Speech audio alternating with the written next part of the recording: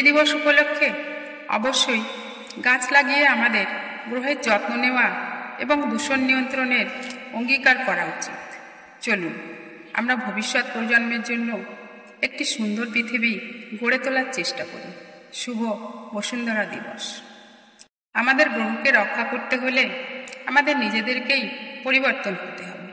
আমাদেরকেই ভবিষ্যৎ প্রজন্মের জন্য একটি সুস্থ গ্রহ গড়ে তুলতে হবে। প্রকৃতিকে পুনরুদ্ধার করতে হবে। পরিচ্ছন্ন দূষণমুক্ত পৃথিবী সুখী পৃথিবী। পৃথিবীকে সবুজ ও পরিষ্কার রাখার দায়িত্ব সকলের। বায়ু, জল, ভূমি দূষণমুক্ত রাখতে হবে।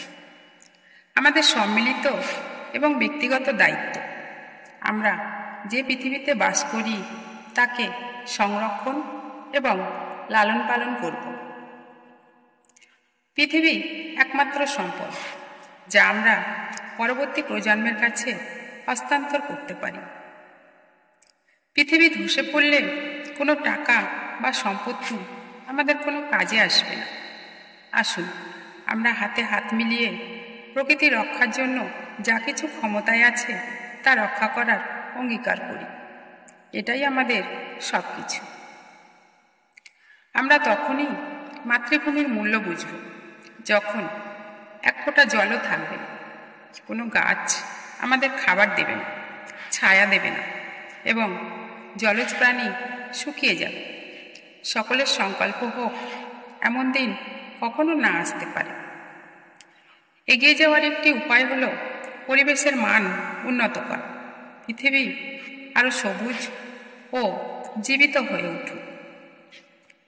পৃথিবী আমাদের যেভাবে রক্ষা করে আমাদের সকলের উচিত পৃথিবীকে যত্ন করি। যে জাতি মাটি ধ্বংস করে সে নিজেই নিজেকে ধ্বংস করে।